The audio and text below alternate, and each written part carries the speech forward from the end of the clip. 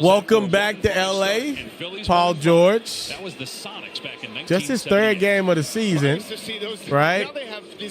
He's already returning to his former team, the Clippers, in which Paul took a 4-year deal with Philadelphia over a 3-year deal with L.A., which I get it. I feel like Steve Ballmer would have had no problems paying Paul George at the end of that deal. He just one more show me year. And the reason why I bring that up is because Paul George got booed during the introductory press conference here, or during the pregame warm-ups here, and as he nails the three. Paul George got booed when they announced his name, right? And he didn't understand why he got booed, right? And I don't think he understands how being a fan works. And I say that to say, I rarely see Paul George smile on the basketball court. I would have liked to see Joel Embiid back for a game like this, and I would have liked this game to be later in the year, meaning I would have wanted Philadelphia to build up some rapport. As Derrick Jones throws down the easy one, I would have liked to see the Sixers build up some rapport, right? Look at their record right now. They're 1-5, and when they lose this game, they'll be 1-6. Before they play this game, because I would have liked to see the Sixers have their guy George's back in this one, right? Like, it's just too early in their process. It's not their fault how the scheduling worked. But remember how much that Miami Heat team grew from, and I'm not comparing this to that, but remember when LeBron made his way back to Cleveland, and that was kind of the changing point in their season, year one, in LeBron's first game back in Cleveland. You know, the Sixers look like they're going to deal with a lot this year. Joel Embiid will be back in a week, but he's coming back to quite a hole here. I mean, his team has not been good so far this year at all. And, you know, I brought this up the other day, and I'll say it again. I'm not the biggest Paul George guy. Seems like a really cool dude off the court. But I will say this. I don't see Paul George smile on the basketball court enough. And do y'all remember when Adam Silver said something a few years ago, the NBA's commissioner? He did one of his annual interviews, and he said, I got all-stars in the NBA right now that are miserable and depressed. He didn't put a name on who he was talking about, but I always assumed it to be one of two guys. I always assumed it to be Kevin Durant, and I always assumed it to be Paul George.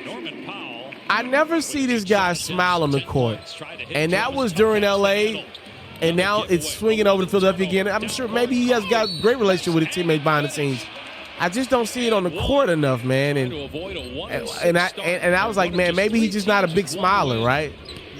When he's on this podcast that I've checked out, this is really good, Podcast P Show, he smiles a lot. He's having a great time. Now, obviously, that's a side gig compared to his real gig, but his real gig is pretty fun, don't you think?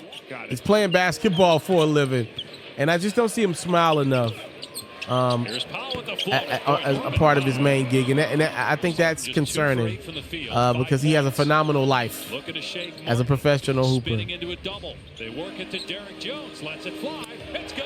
Swishing home a three. Three-time All-Star in his 5 years here. George. And he didn't have a bad game in this one as you hear the boos. I think he had 18 points. Sixers have really struggled to rebound, and he even helps I'll let you know for sure in a second. Maxi's a better version of himself. He doesn't have to do so much with Paul George out there. And that's why he's been able to play him 30, 35 minutes now. Maxey gets past Jones. Oh, great shot off the glass. Finishing through contact. He's got 12. Adjustments at the half. He just said that George had 18 points, 7 rebounds, but you had a bad game from Maxey. He's been forced to try to carry this team. It ain't been good. And look, let me ask you a question. When people are like, why didn't the Clippers just pay Paul George that extra year?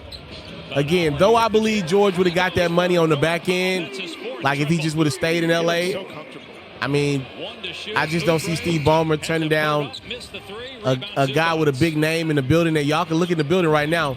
I mean, this game is not a sellout, put it like that. Which, if I'm Paul George, I'm like, damn, I came back and y'all ain't sell me out. Anywho, this game, I mean, the tickets are not going to sell great in Inglewood until they start winning some games, a lot of them.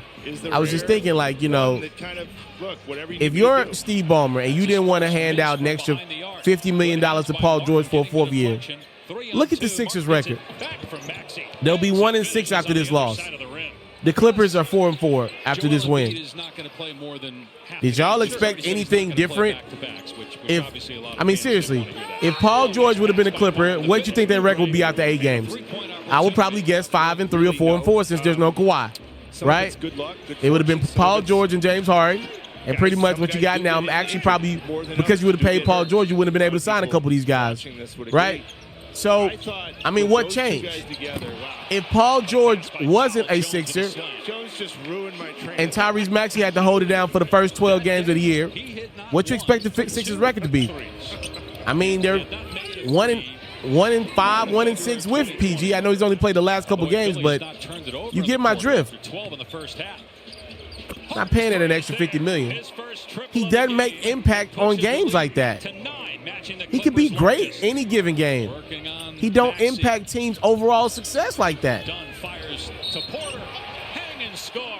Getting blown out. The Clippers been struggling at home. And the lead is 12.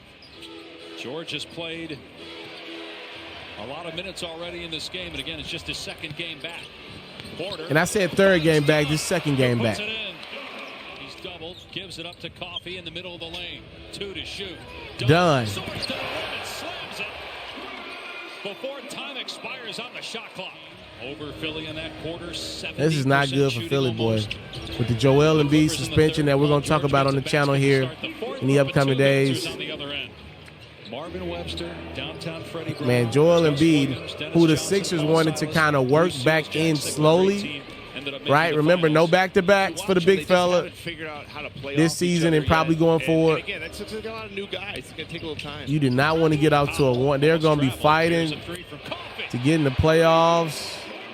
Avoid that play-in tournament. Sixers, more bad news on the injury front. Tyrese Maxey, right hamstring soreness, will not Tyrese Maxey out of this game. George Sedano just reported Tyrese Maxey done for the day with a hamstring injury. And imagine he's not looking good. There. That was with about 2 minutes and 20 seconds to go.